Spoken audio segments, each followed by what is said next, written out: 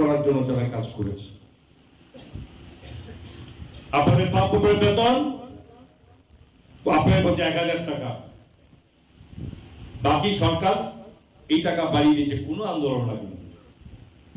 সরকারি কর্মচারী যারা আছেন সারাদিন আন্দোলন করতো, অফিস বন্ধ করে আন্দোলন করো, রেগার কাজ বন্ধ করে আন্দোলন করো, বিনা কাজে পয়সা পাও, কাজ করে পয়সা নিতে হবে না। মানুষ খুশি, রেখেছে ওদেরকে।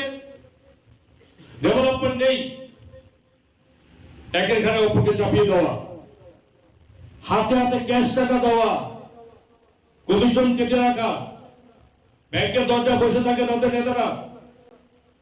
আপনি 7 দিন আপনাকে টাকা দিচ্ছে, 5 দিন টাকা দিচ্ছে, আপনি 3 দিন মিছিলে গেছেন, 3 দিন কাজ করেননি, ওই 3 দিনের টাকার মধ্যে ভাগ বসানো, এই সমস্ত আমরা দেখেছি। আজকে প্রধানমন্ত্রীজি আপনার যাই সুযোগ পান সরকারের সরাসরি অ্যাকাউন্টে টাকা দিয়ে দিচ্ছে, মাঝখানে কমিশন খাওয়ার কোন সুযোগ কারোর কাছে নেই, হেলাপালি কোন নেই, চোখ রাঙানোর ব্যবস্থা নেই।